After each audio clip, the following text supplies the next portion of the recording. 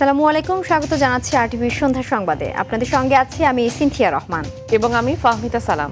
ঢাকায় আবারও ভূমিকম্প অনুভূত হয়েছে। সন্ধ্যা 6টা 6 মিনিটে এ কম্পন অনুভূত হয়, তবে এর মাত্রা নিয়ে তাৎক্ষণিকভাবে কোনো কিছু জানা যায়নি। এর আগে শনিবার সকাল 10টা 36 মিনিটেও দেশে ভূমিকম্প অনুভূত হয়। মৃদু ওই ভূমিকম্পের উৎপত্তি স্থলও ছিল নরসিংদীর পলাশে। রিক্টার স্কেলে যার মাত্রা ছিল 3.3। ভূমিকম্পের তীব্র ঝাঁকুনিতে গতকাল শুক্রবার সকালে রাজধানী ঢাকাসহ সারা দেশ কেঁপে ওঠে। এতে শিশুসহ 10 জন নিহত ও 6 শতাধিক ব্যক্তি আহত হয়েছেন। সবচেয়ে বেশি 5 জনের মৃত্যু হয়েছে নরসিংদীতে। ঢাকায় 4 ও নারায়ণগঞ্জে 1 জন মারা যান। ভূমিকম্পের সময় আতঙ্কে অনেকেই ভবন থেকে লাফিয়ে পড়েন। এছাড়া কিছু ভবন হেলে পড়ে ও ফাটল দেখা দেয়। গতকাল ভূমিকম্পের উৎপত্তি স্থল ছিল নরসিংদীর মাধবদী।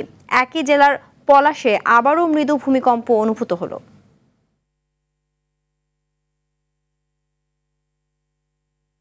দ্বিতীয় দিনের ভূকম্পনের পরবর্তী অবস্থার খবর জানাতে নরসিংদী থেকে সরাসরি যুক্ত হচ্ছেন সহকর্মী নূরে আলম রনি,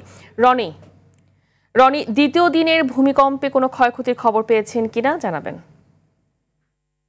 জি, আসলে আপনাকে জানিয়ে রাখছি যে গতকালকে যে ভয়াবহ ভূমিকম্প ঘটনা ঘটেছিল নরসিংদীতে, এই ভূমিকম্পের আতঙ্ক কিন্তু এখনও কাটেনি। এর মধ্যে কিন্তু আপনারা যেমনটা জানেন যে সকালে একটি ভূমিকম্পের ঘটনা ঘটেছে, যেটি সাভারে ঘটনা ঘটেছিল, কিন্তু পরে দুপুর নাগাদ আমরা জানতে পেরেছি এটি নরসিংদীর পলাশে এটির উৎপস্থল ছিল। তবে এই সংবাদ প্রচারের পর কিন্তু এখানকার মানুষের মধ্যে একটি আতঙ্ক বিরাজ করেছে। তবে আমরা এই পর্যন্ত খবর যেটি জেনেছি যে সেই ভূমিকম্পে কোথাও কোনো ক্ষয়ক্ষতি হয়নি এবং কোথাও কোনো ভূমিকম্পের যে অনুভূতি সেটি সৃষ্টি হয়নি। তবে আমরা বলে রাখছি যে কিছুক্ষণ আগে যেটি সন্ধ্যা 6টা 6 মিনিটে যেই ভূমিকম্প হলো তৃতীয় দফা, সেই ভূমিকম্পের কারণে কিন্তু এই নরসিংদীর পলাশে কিন্তু আরেকটি আতঙ্ক সৃষ্টি হচ্ছে। বহু ভবন কিন্তু কেঁপে উঠেছে এবং অনেক মানুষ কিন্তু বাড়িঘর থেকে হুড়োহুড়ি নামতে গিয়ে কিন্তু আহত হয়েছে। ইতিমধ্যে কিন্তু এই ঘটনাস্থল পরিদর্শনে এসেছে পলাশ উপজেলা নির্বাহী কর্মকর্তা। আমরা একটু কথা বলবো জনাব আবু বকর সিদ্দিক মহোদয়ের সাথে। আমরা একটু জানবো যে এই যে সন্ধ্যা নাগাদ যে আবারও ভূমিকম্প হলো সেটি আসলে আপনারা কি জানতে পেরেছেন এবং আপনারা কি দেখছেন? ধন্যবাদ। আমরা এই মুহূর্তে সব জায়গায় যোগাযোগ করছি। প্রথমত মানুষকে প্যানিক নেওয়া যাবে না, ভয় পাওয়া যাবে না, একটু সতর্ক নিরাপদ অবস্থান করতে হবে। যেহেতু ভূমিকম্প পরবর্তী কিছুদিনের মধ্যে কিন্তু এটা একটা প্রতিক্রিয়া আসে, বা সেকেন্ড ধাপ বা থার্ড ধাপ একটা আসে। তো সেই জন্য মানুষ, আমার মনে হয় যেগুলো ক্ষতিগ্রস্ত ভবন হয়েছে সেখান থেকে নিরাপদ জায়গায় চলে যাওয়া, অন্যত্র শিফট হওয়া, সেটা হতে পারে। আর আমরা কন্ট্রোল রুমের মাধ্যমে তথ্য নিচ্ছি, এখনও পর্যন্ত কোনো ধরনের হতাহতের খবর পাইনি। তো আমরা আজকেও ঝাঁকুনিটা, আমরা যেহেতু ভূমিকম্পের এটা পেয়েছি, আমরা খোঁজ খবর নিচ্ছি, কোনো ধরনের প্রবলেম হলে আমরা রেস্কিউ করব। যে শুনছিলেন যে এখানে ইউনু মহোদয়ের কথা, এখানে আমরা যদি একটু দেখিয়ে রাখি যে এই যে বিল্ডিংটি আপনারা দেখতে পাচ্ছেন এটি কিন্তু গতকালকে ভূমিকম্পে কিছুটা অংশ হেলে গিয়েছিল। আজকে কিন্তু তৃতীয় দফার সেই ভূমিকম্পে কিন্তু আরেকটি অংশ হেলে পড়েছে এবং এখানকার মানুষ কিন্তু এই ভবনটি নিয়ে অনেকটা শঙ্কা প্রকাশ করছে। ইতিমধ্যে কিন্তু এই ভবন থেকে অনেকে বাড়িঘর থেকে নিচে নেমে এসেছে। তো এই ছিল আমার কাছে নরসিংদীর ঘোড়াশাল থেকে ভূমিকম্পের সর্বশেষ পরিস্থিতি। ধন্যবাদ আপনাকে।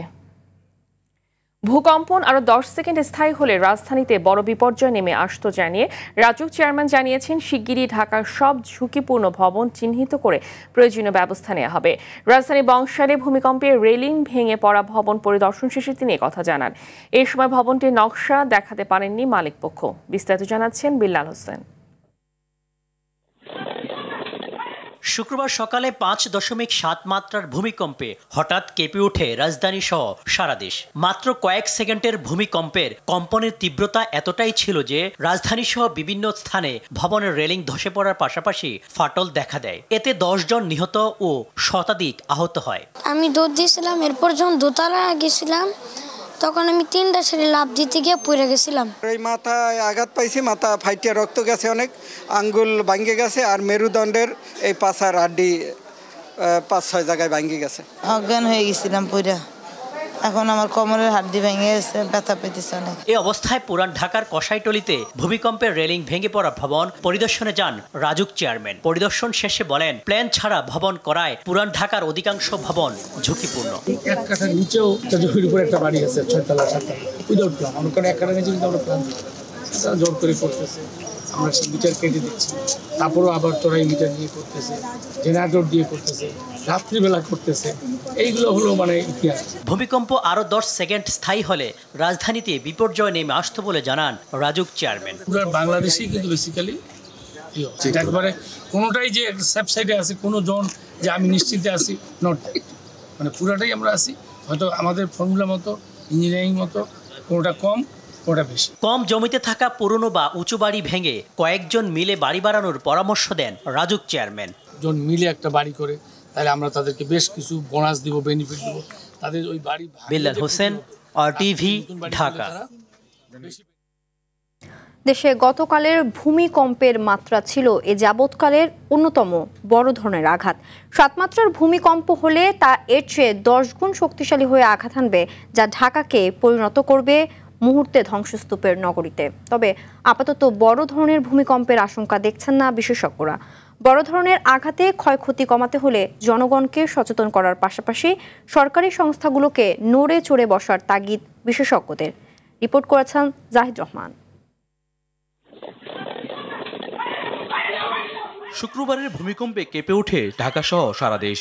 উৎপত্তি স্থল রাজধানীর অদূরে নরসিংদীর মাধবদীতে, যার মাত্রা ছিল রিক্টার স্কেলে 5.7। এতেই পুরনো ঢাকা সহ বিভিন্ন স্থানে ঘটে ভবন ধস সহ প্রাণহানির ঘটনা। আল্লাহু আকবার। ভৌগোলিকভাবে বাংলাদেশ সহ এই অঞ্চলের অবস্থান ইউরেশিয়া, ভারতীয় এবং বার্মা 3টি প্রধান টেকটনিক প্লেটের সংযোগস্থলে, যা বরাবর ঝুঁকিপূর্ণ। ত্রিভুজাকার এই প্লেটের শক্তি নির্গত ছিল মাধবদীর ভূমিকম্প, যা প্রবল আকারে নাড়া দেয় গোটা দেশকে। এরকম ফল্টের সাইজের উপর, ফল্টের ডিসপ্লেসমেন্টের উপর নির্ভর করে কি মাত্রার আর্থকুয়েক হবে। একটা মাত্রা বাড়া মানে 10 গুণ বড় আর্থকুয়েক। যেমন একটা 5 ম্যাগনিটিউড 7 ম্যাগনিটিউড, এটা হয়ে এখন অনেক দিন একদিন হয়ে গেল। মানে সাধারণত বড় আর্থকুয়েকে আফটার শক ফরশক থাকে, এই ধরনের আর্থকুয়েকে এটা ইন্ডিপেন্ডেন্ট হয়ে গেছে, শেষ। অবিলম্বে ঝুঁকিপূর্ণ ভবনগুলোকে 3 ভাগে শনাক্ত করে প্রয়োজনীয় ব্যবস্থা নেওয়ার তাগিদ দেন বিশেষজ্ঞরা। একেবারে ঝুঁকিপূর্ণ এগুলো চিহ্নিত করতে, ইন্টারমিডিয়েট যেগুলোকে বিল্ডিংয়ের স্ট্রেংথ বাড়ায় এটাকে টিকিয়ে রাখা যায়। আরেকটা আছে যেটা এখন এই বিল্ডিং কোড মেনে, বিল্ডিং কোডের যেই প্যারামিটার আছে এটা মেনে করা হয়েছে, এটা ঝুঁকিপূর্ণ না। এই বিল্ডিং নন ইঞ্জিনিয়ারিং বিল্ডিং বলে আমরা, সেগুলা তো আসলে 5-6 মাত্রার ভবনে, যেটা আমরা দেখছি গতকালকে, যে সামান্য 23 সেকেন্ড 24 সেকেন্ডের শেকিংয়েই এই দেয়ালগুলো ধসে পড়ছে। RAJUK urban resilience risk map নামে একটা ম্যাপ তৈরি করা হয়েছিল এবং সেটার কথা ছিল সেই তথ্যগুলো ড্যাপে সন্নিবেশিত করা হবে। সেটা আমার জানা মতো এখনও করা হয়নি। ভবনের নকশা অনুমোদনের কঠোরতা, নিয়মিত পরিদর্শন এবং জনগণকে ভূমিকম্প প্রস্তুতি বিষয়ে প্রশিক্ষণ লোক দেখানো হলে অবস্থার কোনো পরিবর্তন হবে না বলে মনে করেন বিশেষজ্ঞরা।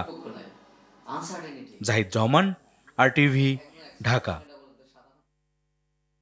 ভূমিকম্পে হতাহতের ঘটনায় আতঙ্ক বিরাজ করছে উৎপত্তিস্থল নরসিংদী জেলা জুড়ে। অনেকেই পাকা বাড়ি ছেড়ে গ্রামের বাড়ি ও আত্মীয়দের বাড়িতে অবস্থান করছেন। এদিকে ঘোড়াশালে ফাটল ধরা এলাকার মাটি পরীক্ষা নিরীক্ষা শুরু করেছে ঢাকা বিশ্ববিদ্যালয়ের ভূতত্ত্ব বিভাগ। সংশ্লিষ্ট জানান, ভূমিকম্পে দেয়াল ধস, হৃদরোগ এবং গাছ ভেঙে পড়ে হতাহতের সংখ্যা বেড়েছে। জেলা প্রতিনিধিদের তথ্যচিত্রে জানাচ্ছেন নাদিরা সুলতানা। ভূমিকম্পে নরসিংদীতে 5 জনের মৃত্যু ও আহতের ঘটনায় পুরো জেলায় এখনও আতঙ্ক বিরাজ করছে। জেলা প্রশাসক কার্যালয় সহ বেশ কিছু ভবনের ফাটল মানুষের আতঙ্ক আরও বাড়িয়ে দিয়েছে। এর মধ্যে ঘোড়াশালের লেবুতলা গ্রামের একটি জমিতে এবং পলাশে একটি কলেজের প্রধান ফটকের সামনে বড় ফাটল দেখা দিয়েছে। আতঙ্কে অনেক পরিবার শহরের উঁচু ভবন ছেড়ে গ্রামের বাড়িতে আশ্রয় নিয়েছেন। গ্রামের বাড়ি না থাকায় কেউ কেউ অবস্থান নিয়েছেন আত্মীয়র বাড়িতে। আতঙ্ক তো একটা আছে, যেহেতু এখানে আমার মেয়ে পড়ে, এখানে আশেপাশে বিশাল বড় মাদ্রাসা, এখানে আশেপাশে বড় বড় বিল্ডিং এর কাজ চলতেছে হইতেছে। এইগুলি যে এখন যদি সেফটি যে কাজ না করে কোন সময় আবার কি ঘটে। কালকে যে ভূমিকম্প হয়েছে আমার জীবনে বর্ষে এই ধরনের ভূমিকম্প দেয়নি। সে আসলে কোনো বিল্ডিং করার যে নিয়ম নীতি আছে সেটা ফলো করছি কিনা এ ব্যাপারে আমাদের যথেষ্ট সন্দেহ রয়েছে। এখনো আতঙ্কের মধ্যে আছি, কারণ আল্লাহ কখন কি করে এটা তো বলা যায় না। আর ঘোড়াশালে ফাটল ধরা এলাকার মাটি পরীক্ষা নিরীক্ষা শুরু করেছে ঢাকা বিশ্ববিদ্যালয়ের ভূতত্ত্ব বিভাগ। 7 সদস্যের একটি টিম মাটির এই নমুনা সংগ্রহ করেন। ফাটলগুলা, তার দৈর্ঘ্য, তার প্রস্থ, তার লেন্থ, এগুলোও ইন্টেন্সিটি দেখায় যে তীব্রতা, কম্পনের তীব্রতাটা কতটুকু, এগুলো আমরা দেখতেছি এবং পরবর্তীতে এগুলো থেকে হয়তো আমরা ম্যাপ তৈরি করব। এদিকে কম্পনে দেয়াল ধস, হৃদরোগে আক্রান্ত হয় এবং গাছ ভেঙে পড়ে হতাহতের সংখ্যা বাড়ে বলে জানান সংশ্লিষ্টরা। তাই দুর্যোগে সাধারণ মানুষকে সচেতন থাকার অনুরোধ জানান প্রশাসনের এই কর্মকর্তা। আমাদের ভূমিকম্প প্রতিরোধে আসলে এটার আগে থেকে পূর্ব প্রস্তুতি অত্যন্ত জরুরি। এজন্য আমরা সবসময় এই বিষয়ে সতর্কতা এবং সচেতনতা বাড়ানোর জন্য জেলা প্রশাসনের পক্ষ থেকে সর্বোচ্চ। নাবিলা সুলতানা, RTV। জামায়াত ধর্মকে ব্যবহার করে রাজনৈতিক ফায়দা নেওয়ার চেষ্টা করছে বলে অভিযোগ করেছেন বিএনপি মহাসচিব মির্জা ফখরুল ইসলাম আলমগীর। আরেক অনুষ্ঠানে দলটির স্থায়ী কমিটির সদস্য আমির খসরু মাহমুদ চৌধুরী বলেন, একটি মহল এখনও নির্বাচন বিলম্বের ষড়যন্ত্র করছে। অন্যদিকে গণতন্ত্র না ফিরলে ফ্যাসিবাদ আবারও ফিরে আসতে পারে বলে সতর্ক করেছেন স্থায়ী কমিটির আরেক সদস্য সালাউদ্দিন আহমদ। শামীম চৌধুরীকে সঙ্গে নিয়ে জুজু রফিকের রিপোর্ট। রাজধানীর ডিপ্লোমা ইঞ্জিনিয়ার্স ইনস্টিটিউটে মৌসিক কেয়ারটেকার কল্যাণ পরিষদের আলোচনা সভায় যোগ দেন বিএনপি মহাসচিব মির্জা ফখরুল ইসলাম আলমগীর। এ সময় তিনি বলেন, জনগণকে বোকা বানিয়ে ভুল পথে চালিত করার অপচেষ্টা চলছে। জামাতের টিকিট কাটলে জান্নাতের টিকিট কাটা হবে, কোথায় আছে আমাকে বলুক, তারা দেখিয়ে দিক। ধর্মকে ব্যবহার করে রাজনৈতিক ফায়দা নিয়ে নেওয়া, এটা কখনোই আপনার ইসলাম এই কথা বলে না। দেশের সাধারণ মানুষ পিয়ার বোঝে না উল্লেখ করে মির্জা ফখরুল বলেন, গণভোটের 4টি প্রশ্ন জনগণের বোধগম্য নয়। বাংলাদেশের মানুষ বোঝে ওয়ান ম্যান ওয়ান ভোট, একজন ব্যক্তি দাঁড়াবে, তার মার্কা থাকবে, থেকে মার্কে আমি ভোট দেবো, তাই তো? এটাই আমরা সব সময় সেই আদিকাল থেকে দেখে আসছি। 4টা প্রশ্ন একটা গণভোটের ব্যালটে, এটা মানুষ কিছু এখন পর্যন্ত বুঝতেই পারছে না, শেষ দিন পর্যন্ত বুঝতেও পারবে না। জাতীয় প্রেস ক্লাবে জিয়া পরিষদের আলোচনা সভায় দলের স্থায়ী কমিটির সদস্য আমির খসরু মাহমুদ চৌধুরী বলেন, নির্বাচন বিলম্বিত করতে গণতন্ত্র বিরোধীরা ষড়যন্ত্র করছে। এখনো গণতন্ত্র বিরোধীরা চক্রান্ত করছে কিভাবে এই নির্বাচনকে বাধাগ্রস্ত করা যায়, বিলম্বিত করা যায়। এদিকে কেন্দ্রীয় শহীদ মিনারে জাতীয়তাবাদী মুক্তিযোদ্ধা দল আয়োজিত সমাবেশে স্থায়ী কমিটির আরেক সদস্য সালাউদ্দিন আহমদ জামায়াত ইসলামীকে বিভ্রান্তি না ছড়ানোর আহ্বান জানান। যদি গণতান্ত্রিক রাজনৈতিক সংস্কৃতির চর্চা না করি, তাহলে অবশ্যই একদিন এই পতিত ফ্যাসিবাদীরা প্রত্যাবর্তন করতে পারে, সেটা আমাদের মাথায় রাখতে হবে। অন্যদিকে রাজশাহী মহানগর বিএনপির নবগঠিত কমিটিকে সঙ্গে নিয়ে দলের প্রতিষ্ঠাতা শহীদ রাষ্ট্রপতি জিয়াউর রহমানের সমাধিতে শ্রদ্ধা নিবেদন করেন সিনিয়র যুগ্ম মহাসচিব রুহুল কবির রিজভী। এ সময় ফ্যাসিবাদের পুনরুত্থান ঠেকাতে সবাইকে সজাগ থাকার আহ্বান জানান তিনি। কখনোই কোনো ফ্যাসিবাদের উত্থান না হয়। রুদ্র রফিক, RTV, ঢাকা। বারবার দেশ গঠনের সুযোগ এলেও রাজনৈতিক নেতারা সেই সুযোগের উত্তম ব্যবহার না করে অপব্যবহার করছে বলে মন্তব্য করেছেন বাংলাদেশ জামাত ইসলামের আমির ডাক্তার শফিকুর রহমান। বিকেলে চট্টগ্রামের চকবাজার এলাকায় প্যারেড মাঠে তিনি এসব কথা বলেন, জামাত ক্ষমতায় গেলেও পিআর পদ্ধতি বাস্তবায়ন করবে। নির্বাচনের দিন গণভোট হলে গণহত্যার শঙ্কাও প্রকাশ করেন তিনি।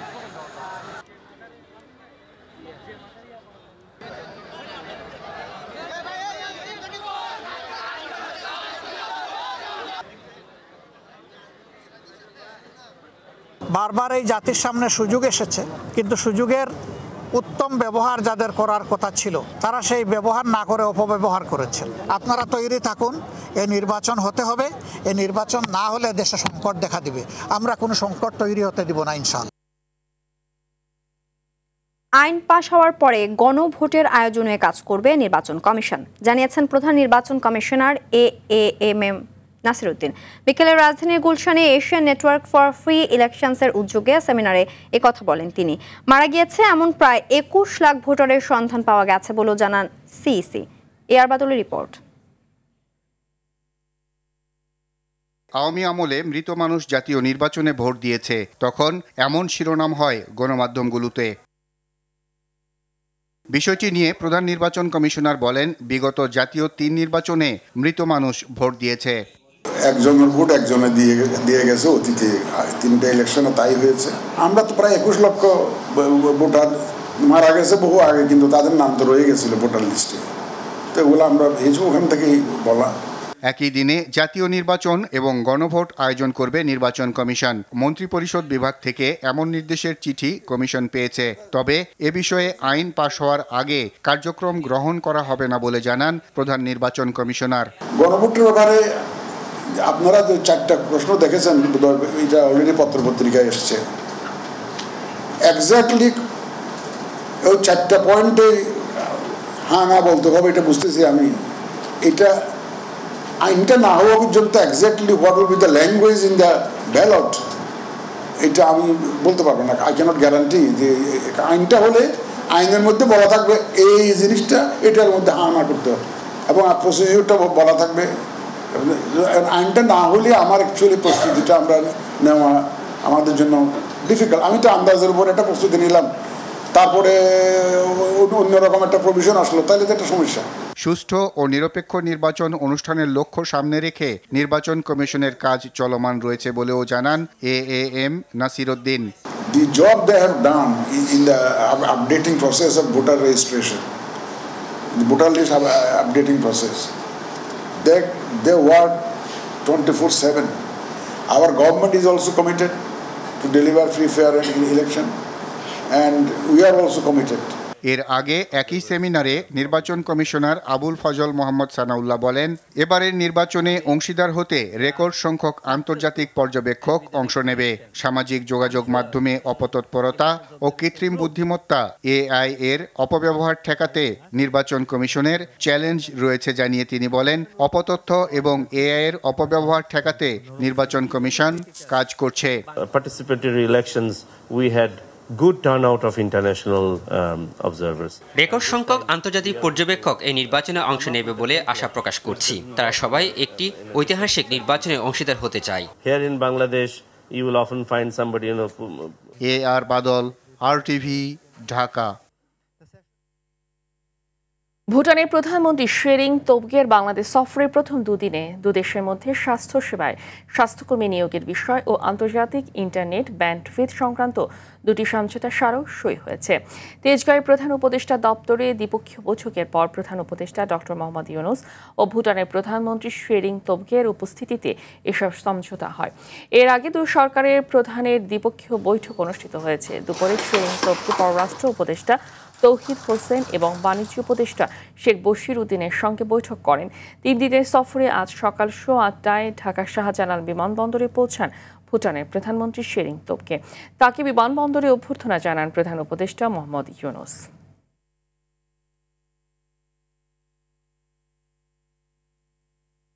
বিচার বিভাগ ব্যর্থ হলে রাষ্ট্র গণতন্ত্র ব্যর্থ হয় বলে মন্তব্য করেছেন প্রধান বিচারপতি সৈয়দ রেফাত আহমেদ। সকালে রাজধানীর একটি হোটেলে সেন্টার ফর গভর্নেন্স স্টাডিজের উদ্যোগে আয়োজিত বে অফ বেঙ্গল কনভারসেশনে তিনি এ মন্তব্য করেন। এ সময় তিনি আরও বলেন, বিচার বিভাগ ব্যর্থ হলে সংবিধান নির্বাক হয়ে যায়। বিশ্বজুড়ে সংকট ও অস্থিরতার সময় বিচার বিভাগকে সবচেয়ে বড় পরীক্ষার মধ্য দিয়ে যেতে হবে। অনুষ্ঠানে পররাষ্ট্র উপদেষ্টা বলেন, দায়িত্ব নেওয়ার পর জাতীয় স্বার্থকে প্রাধান্য দিয়ে বঙ্গোপসাগরে শুধু নয় বিশ্বের বড় দেশগুলোর সঙ্গে সম্পর্ক উন্নয়ন করে যাচ্ছে সরকার। রোহিঙ্গা সমস্যা নিয়ে বলেন, রোহিঙ্গা একটি বড় সমস্যা। এই অঞ্চলের নিরাপত্তা বিবেচনায় এই সমস্যা সমাধানে উদ্যোগ নিতে হবে।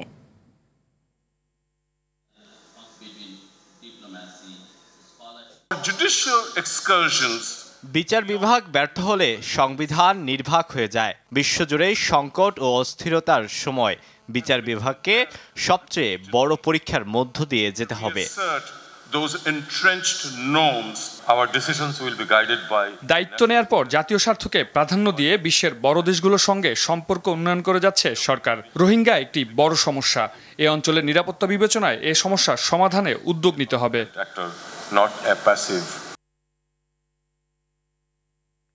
জুলাই গণ অভ্যুত্থানে ক্ষমতাচ্যুত সাবেক প্রধানমন্ত্রী শেখ হাসিনার মৃত্যুদণ্ডাদেশ নিয়ে প্রতিক্রিয়া জানিয়েছে পাকিস্তান। মানবতা বিরোধী অপরাধে হাসিনার বিরুদ্ধে হওয়া রায়কে বাংলাদেশের অভ্যন্তরীণ বিষয় বলে মন্তব্য করেছে দেশটি। শুক্রবার সাপ্তাহিক সংবাদ ব্রিফিংয়ে দেশটির পররাষ্ট্র মন্ত্রণালয়ের মুখপাত্র তাহির আন্দারাবি এ মন্তব্য করেন। তিনি বলেন, শেখ হাসিনার মৃত্যুদণ্ড বাংলাদেশের অভ্যন্তরীণ বিষয়। বাংলাদেশের জনগণ নিজেদের গণতান্ত্রিক ও সাংবিধানিক প্রক্রিয়ার মাধ্যমে এসব বিষয় সমাধান করতে সক্ষম বলে মন্তব্য তার। এর আগে গত সোমবার জুলাই আন্দোলনের সময় মানবতা বিরোধী মামলায় শেখ হাসিনাকে মৃত্যুদণ্ড দিয়েছেন আন্তর্জাতিক অপরাধ ট্রাইব্যুনাল। ঘরের বাতি নিভিয়ে অন্ধকারে টিম টিম করে মোম জ্বালিয়ে তান্ত্রিকের পরামর্শে হাতে ঘষলেই হাজির হবে জিন। আদতে হাতের ধোঁয়ায় জিন এসে সমস্যার সমাধান করে দেবে এমন বিশ্বাসের ফাঁদে পড়ে নিজের সর্বনাশ ডেকে আসছেন সরল মানুষ। অনুসন্ধানে জানা যায়, কবিরাজি চিকিৎসায় প্রতারণার শিকার হয়ে হাসপাতালে বাড়ছে রোগী। চিকিৎসকরা বলছেন, কেমিক্যাল পোড়া হাতে দীর্ঘমেয়াদী জটিলতা তৈরির সম্ভাবনা। কবিরাজি প্রতারণা নিয়ে সাকিবুর রহমানের ধারাবাহিকের দ্বিতীয় পর্বে থাকছে তারই বিস্তারিত। পটাশিয়াম পার ম্যাগনাইটের সাথে চিনি মিশিয়ে পানির ঝাপটা দিলে লাগে আগুন, উড়ে যাওয়া ধোঁয়ার সাথে আসবে জিন। বিজ্ঞানের এমন বেখেয়ালকে কাজে লাগিয়ে ভণ্ড কবিরাজ ফায়দা হাসিল করছে। ছদ্মনাম রূপা, স্কুলের গণ্ডি পেরিয়ে শুরু করেছে কলেজ জীবন। এসএসসি পরীক্ষার সময় ফেসবুকে পরিচয় ভণ্ড কবিরাজের সঙ্গে। সর্বনাশের শুরু সেখান থেকেই। সব সমস্যার সমাধান দিতে টাকার বিনিময়ে দেয়া হয় কয়েকটি নির্দেশনা, যা পালন করলেই মিলবে মুক্তি। এখানেই শেষ নয়, পটাশিয়াম আর চিনির মিশ্রণে ধোঁয়ার সৃষ্টি হলে শুরু হয় নতুন প্রতারণা। ঘরের ভেতর জিন হাজির, এমন কথায় ক্ষতির ভয়ে হাজার হাজার টাকা খুইয়েছেন ভুক্তভোগীরা। আমি তো বুঝি না ওটা কেমিক্যাল হয়ে যায়। যাই হোক, হাতে রাখছি, রাখার পরে ওটা চিনি আর ওই পটাশ যখন মিক্সার করছে তখন বলছি একটু পানি দিতে, যখন অল্প একটু পানি দেওয়া হয়েছে তখন ওই যে হাতে জ্বালা পোড়া শুরু হয়ে গেছে। টাকা পয়সা চাইছে তো। এমন প্রতারণার শিকার আরেক ছদ্মনামের রহিমা। ব্যক্তিগত সমস্যা নিয়ে ভণ্ড কবিরাজের পাল্লায় পড়েন হাত, খোয়ান 33,000 টাকা। উনি বলছে যে আপনি পটাশ আনেন, আমি আপনার হাজব্যান্ডকে এনে দিব আপনার সতীনের কাছ থেকে। আরো আমি অনেক জায়গায় আমার 70-80 টাকার মতো গেছে। তো হ্যাঁ, বলছে কি যে জিন ফাটাবো, জিনের মাধ্যমে কিছু জিনিসপত্র আনতে হইব। টাকাটা নেওয়ার পর তার সাথে কোনো যোগাযোগ হয়েছে না? হ্যাঁ, ব্লক মেরে দিছে আমারে। জাতীয় বার্ন ইনস্টিটিউটে পোড়া হাত নিয়ে মাসব্যাপী চিকিৎসা নিলেও এখনো সোজা হয়নি হাতের আঙ্গুল। পুরো জীবন আর সোজা হওয়ার নেই সম্ভাবনা। আমার হাত পুরাইছে, তারপরে হাত পুরানোর পরে আমি চিৎকার করতেছি, কি করবো। পরে লাস্টে এই মেডিকেলে গেছি, বার্ন মেডিকেলে। যাওয়ার পরে ওই জায়গায় আমি চিকিৎসা নিয়েছি, 1 মাস 3 দিন মেডিকেলে ছিলাম। ঢাকা মেডিকেলের চিকিৎসকরা বলছেন, কেমিক্যালের কারণে দীর্ঘমেয়াদী সমস্যা থেকে কেটে ফেলার প্রয়োজন হতে পারে হাত। কেমিক্যাল ডিপ বার্ন নিয়ে আসে এবং এই রোগীগুলোর চিকিৎসাগুলো কিন্তু জটিল, কারণ যেই বার্নটা কেমিক্যাল বার্ন হয়ে যায়, এতে দেখা গেছে অধিকাংশ রোগীর হাতের চামড়ার পরের যে টেন্ডন বলি, নার্ভ বলি, এগুলো সব ইনজুর্ড হয়ে যায়। এবং এটার অধিকাংশ ক্ষেত্রে আমরা দেখেছি যে এদের আঙ্গুলগুলো খুব একদম বিকলাঙ্গ হয়ে গেছে এবং এটা সোজা করা এবং তার হাতটাকে কর্মক্ষম করা খুবই জটিল হয়ে যাচ্ছে। সাভার, মিরপুর সহ বিভিন্ন ঠিকানায় তল্লাশি চালিয়েও হদিস মেলেনি কথিত এসব কবিরাজের। সাকিবুর রহমান, RTV, ঢাকা। গেল একদিনে দেশে ডেঙ্গুতে আক্রান্ত হয়ে আরও 3 জনের মৃত্যু হয়েছে। মারা যাওয়া ব্যক্তিদের মধ্যে 2 জনই বরিশাল বিভাগের বাসিন্দা। একই সময় ডেঙ্গুতে আক্রান্ত হয়ে নতুন করে 593 জন রোগী বিভিন্ন হাসপাতালে ভর্তি হয়েছে। এদিকে মোট আক্রান্তের সংখ্যা বেড়ে হয়েছে 89,486 জন। শনিবার স্বাস্থ্য অধিদপ্তরে পাঠানো সংবাদ বিজ্ঞপ্তিতে এ তথ্য জানানো হয়। এই নিয়ে চলতি বছর এখন পর্যন্ত ডেঙ্গুতে মৃত্যু হয়েছে 356 জনের। এছাড়া ডেঙ্গুতে আক্রান্ত রোগীর চলতি বছর ছাড়পত্র পেয়েছেন 86,331 জন। ন্যায়ভিত্তিক ও নারীবান্ধব সমাজ গঠনে সবাইকে কাজ করার আহ্বান জানিয়েছেন পরিবেশ উপদেষ্টা সৈয়দা রিজওয়ানা হাসান। তিনি বলেন, নাগরিকরা নিজে পরিবর্তন না হলে দেশে পরিবর্তন আসবে না। রাজধানী বসুন্ধরা আন্তর্জাতিক কনভেনশন সেন্টারে স্ট্যামফোর্ড ইউনিভার্সিটির সমাবর্তনে পরিবেশ উপদেষ্টা গণ অভ্যুত্থানের পর কোনো পরিবর্তন হচ্ছে না এমন গুজবে কান না দেওয়ার আহ্বান জানান।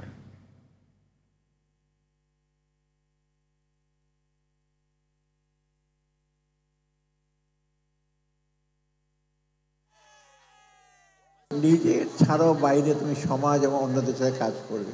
এই যে এমপ্যাথি, সহানুভূতি, পরস্পরতা এবং কোঅপারেশন, এটা সবচেয়ে বেশি দরকার। প্রথাগত রাজনীতি আমাদেরকে যা শিখিয়েছে তাই যদি সমর্থনযোগ্য হতো তাহলে তো আর জুলাই আগস্ট হতো না।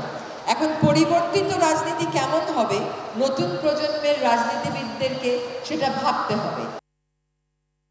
কুষ্টিয়ার ভেড়ামারা উপজেলার রায়টাঘাট এলাকায় দোকানে কেনাকাটার সময় দুর্বৃত্তদের গুলিতে কৃষক রিফাজুল ইসলাম নিহত হয়েছে। গুলিবিদ্ধ হয়ে লালন মঞ্জল নামে আরও একজন চিকিৎসা নিচ্ছেন। শুক্রবার রাতে এলাকায় আতঙ্ক ছড়িয়ে পড়েছে। পুলিশ জড়িতদের গ্রেফতারের অভিযান চালাচ্ছে। এদিকে পূর্বশত্রুতার জেরে পাবনার প্রতিপক্ষের ছুরিকাঘাতে জীবন হোসেন নামে এক যুবক নিহত হয়েছে। নিহত জীবন সর্দার উপজেলার দোগাছি রাজাপুর গ্রামের সুজনের ছেলে। শুক্রবার রাতে সদর উপজেলার রাজাপুর কেলিকো কটন মিলের পাশে এ হত্যাকাণ্ড হয়। লালমনিরহাটের একটি 12 কিলোমিটার সড়কের বেহাল দশায় দুর্ভোগ পোহাচ্ছে কয়েক লাখ বাসিন্দা। দীর্ঘদিন সংস্কার না করায় চলাচলের অনুপযোগী হয়ে পড়েছে সড়কটি। নানা স্থানে তৈরি হয়েছে খানাখন্দ। প্রতিদিনই ঘটছে দুর্ঘটনা। সড়কটি দ্রুত সংস্কার করে জনদুর্ভোগ নিরসনের দাবি ভুক্তভোগী বাসিন্দাদের। লালমনিরহাট থেকে মিজানুর রহমান মিজানের পাঠানো তথ্যচিত্রে আরও জানাচ্ছেন আব্দুল হামিদ। লালমনিরহাটের 4টি উপজেলার লাখো মানুষ যাতায়াত করে নামুরি বাজার থেকে শিয়ালখোয়া পর্যন্ত 12 কিলোমিটার সড়ক দিয়ে। দীর্ঘদিন মেরামত না করায় চলাচলের একেবারেই অনুপযোগী হয়ে পড়েছে সড়কটি। বিভিন্ন স্থানে খানাখন্দ থাকায় ঘটছে ছোট বড় দুর্ঘটনা, বিকল হচ্ছে যানবাহন। এই ভাঙার কারণে অনেক অটো উল্টায় গেছে, উল্টা যাওয়ার ফলে অনেক মানুষের ক্ষতি হয়েছে, এমনকি আমাদেরও অনেক ধরনের ক্ষতি হয়েছে। আসতে অনেক লেট হয়, সাইকেল নষ্ট হয়ে যায়, তারপর হচ্ছে ড্রেসে কাদামাটি ভরে। আমার সামনে কয়েকদিন পর পর এই ডুহুলি বাজারে পুকুরের মধ্যে অ্যাক্সিডেন্ট হয়ে গেছে এবং মানুষের হাত পা ভেঙে যায়, অটো উল্টে যায়, কখনো কখনো যাত্রী পড়ে যায়, অটোর সমস্যা হয়, নানান সমস্যা হয়, বেশি দিনের গাড়ি টেকে না, নানান দুর্ঘটনা ঘটে আমাদের সাথে। স্থানীয়দের অভিযোগ, দীর্ঘদিন ভোগান্তি পোহালেও সমস্যার সমাধানে কোনো পদক্ষেপ নেয়নি কর্তৃপক্ষ। নামুরি থেকে শিয়ালখোয়া যেতে আমাদের এই 4 কিলো রাস্তায় যেতে লাগে আধা ঘন্টা। আমি যে রাস্তা দিয়ে আসলাম অনেক জায়গায় ভাঙা এবং মোটরসাইকেল নিয়ে আসার মতো পরিবেশ নাই। খুব তাড়াতাড়ি যেন রাস্তাটার কাজ হয়, আমরা যেন সহজে চলাফেরা করতে পারি। স্থানীয় সরকার প্রকৌশল অধিদপ্তর বলছে সড়কটি সংস্কারের জন্য দরপত্র আহ্বান করা হয়েছে, শিগগিরই কাজ শুরু হবে। সবচেয়ে বেশি খারাপ হয়েছে কালীগঞ্জের অংশটুকু। তো অংশটুকু আমরা ইতিমধ্যে এই অর্থ বছরে আমরা দরপত্র আহ্বান করেছি। আগামী 27 তারিখে এটা দরপত্র যখন ওপেনিং হবে তখন আমরা লটারির মাধ্যমে ঠিকাদার নির্বাচিত করে কাজটি সম্পন্ন করব বলে আশা রাখছি। জেলা সদরে প্রবেশ করতে কয়েক লাখ মানুষকে নিয়মিত পাড়ি দিতে হয় এই সড়কটি। জনদুর্ভোগ নিরসনে দ্রুত সংস্কার কাজ শুরুর দাবি ভুক্তভোগীদের। আব্দুল হামিদ, RTV। পবিত্র মাহে রমজান উপলক্ষে মাসব্যাপী RTVর 16তম হিফজুল কোরআন প্রতিযোগিতা জিপিএইচ ইস্পাত আলোকিত কোরআন 2026 powered by RFL pipe and ফিটিংসের অডিশন চলছে সারা দেশব্যাপী।